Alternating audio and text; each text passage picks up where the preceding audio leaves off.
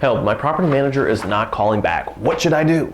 Okay, well, I think this question deserves a little bit of qualification. Okay, so you got to try to understand what exactly is happening. Don't just get angry about the fact that someone didn't call you back for half an hour. For us, we try to establish some expectation of when you should expect a response. And for every property manager, that's different. Also, you got to understand that for property management, it's the busy times can vary, like depending on where you are in the week. Mondays are always busier because you got the whole weekend's worth of requests waiting for you when you get in. Hey, don't expect me to get right back to you when we just had a 4-alarm emergency and we had 20 houses all, get washed. We're just trying to do damage control. The reality is that the demands of the business can flux hugely. So there has to be some understanding when you're working with a property manager, the realities of the business and what's going on, okay? And we've had some clients that actually think that we don't have any other clients but them. So there has to be an understanding like what's going on. However, if a property manager is continually not getting back to you and there's an issue, the best thing you can do is probably just leave, okay? You can't force anybody to get back to you. There are some things you can do. For instance, you can look at, is there anything in your own behavior that's causing this, or could I adjust something? So for instance, when you're, say, communicating via email, it's much better to be very specific. Some people get emotional when they're in communication and they'll have long rants and then they'll hide like specific requests in a multiple paragraph rant, and that ends up being lost in it. So it's much easier to have short bullet point requests. Also, if someone misses something, it's much better to point it out in a positive way than a demanding way. Because if you have somebody that has a pretty significant work demand on them, and then they're saying there's a strong negative request, like, and maybe like insults or something like that. You never get back to me, blah, blah, blah, blah. Things like that, like it just really get into it. That person, the truth is, an overworked individual is probably going to put that negative request last because it takes so much emotional energy to think through it and deal with it. That's just human nature. So just as kind of a general aside in dealing with people, I know that if you're watching this and you've been busy, you kind of understand what that's like. It can be difficult. Sometimes you really do have difficult demands. You're trying to balance everything, including having to come back to a wife and kids at the end of the day and still be sane. So you want to make sure you're like kind of understanding the person you're dealing with and not just seeing them as the problem, but trying to get them to work together with you as a team and not just pushing them away, if that's what you're looking to do. Obviously, if you're thinking, you know what, this has happened so long, I don't think we can continue to have a relationship, then just end it. And probably best to just end it with as little pain as possible. Just say, hey, it's not a fit. You don't need to go blaming everyone and going crazy. That's not going to help, because you want to get the help even in ending things. A lot of damage can be done as you're splitting apart. So you want to make sure that there's a very even and consistent and nice handoff if you're going to end things.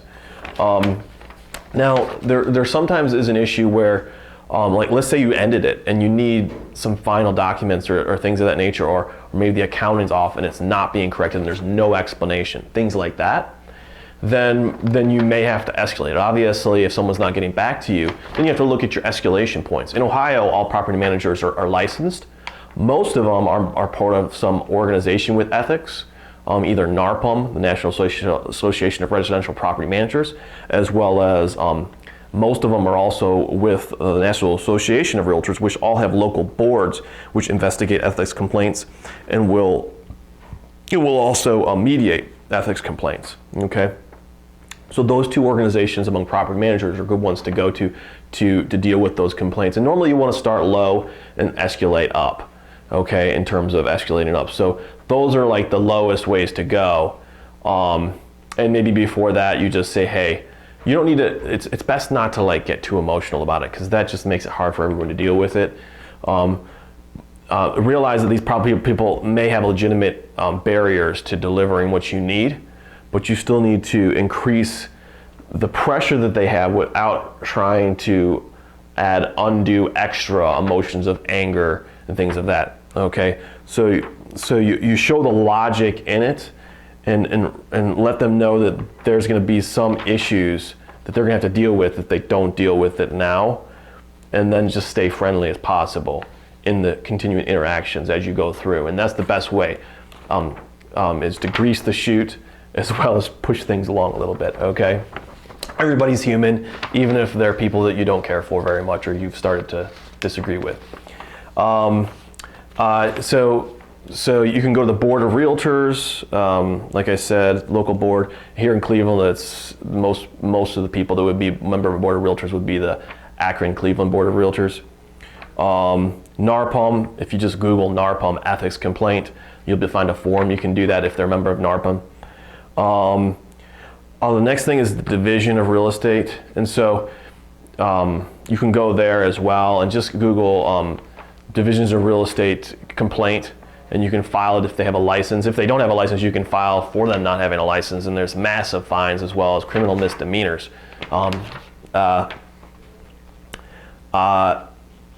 You can also file something with the Better Business Bureau. You can, that's a nice way to it's an easy way that you can try to get some relief if there's issues. Usually it's better to let people know in a business way, not with a lot of, like I said, not with a lot of emotions, but just say, okay, I'm next going to do this. And then so you take that kind of ladder I've given you so far, I'm going to continue to build on this, and let them know the next thing that you're going to do. And then go ahead and do it. And if that doesn't work, then you just go to the next thing. Hey, and then I'm going to do that.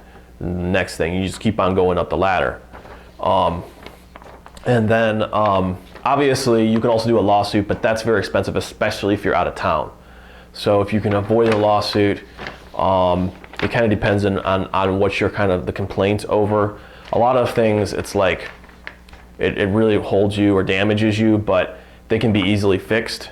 And so you don't really want to sink all the money into a lawsuit and then have to recover that as well as any damages or difficulties and not getting satisfaction, if that makes sense.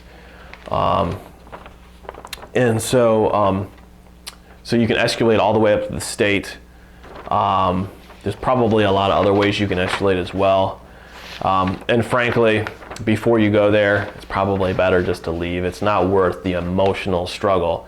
And that's my philosophy anyways.